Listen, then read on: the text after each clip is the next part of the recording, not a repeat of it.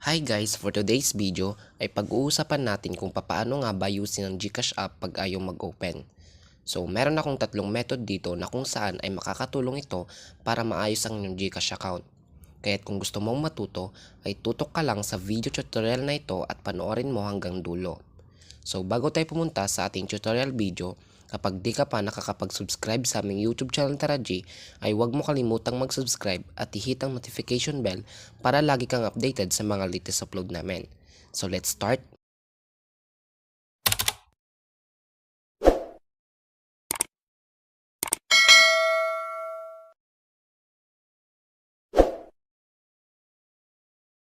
So ang unang method ay ang pag-allow ng mga permission. So buksan na nga natin ang ating setting at hanapin ang ating app info at ang GCash app. So kapag nahanap mo na, ay hanapin mo lang ang permission.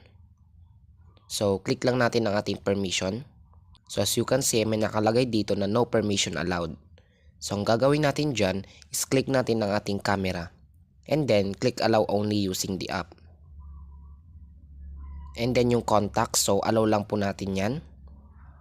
And then yung location, so allow only using the app. So ayan guys, buksan na nga natin ang ating GCash app.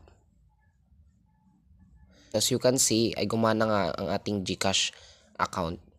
So kapag di gumana ang unang method, subukan naman natin ang pangalawang method, which is ang pag-clear data. So buksan natin ulit ang ating settings at hanapin ang ating storage and cache. So click lang natin dyan ang ating clear storage and clear cache. So ayan, take note guys, hindi po mawawalang laman ng inyong GCash account. So pumunta na nga tayo sa ating GCash account. So as you can see, ay may nakalagay dito na request permission. So click lang natin yung OK. And then allow lang po natin yan. At mag-login na tayo sa ating GCash account. So ayan na nga, na-open na natin ang ating GCash application. So kapag di gumana ang pangalawang method, subukan naman natin ang pangatlong method na ipapakita namin, which is uninstall to reinstall. So click po natin ulit ang ating settings at hanapin ang uninstall. So kapag nahanap mo na, click uninstall. So tatanggalin natin ngayon ang ating GCash app at ida-download natin ulit ito sa ating Play Store. So ayan na nga, na-install natin ang ating GCash. Pumunta na nga tayo sa ating Play Store para i-download at i-install ang ating application. So ayan na nga, tapos na nga na ma-install ang ating application.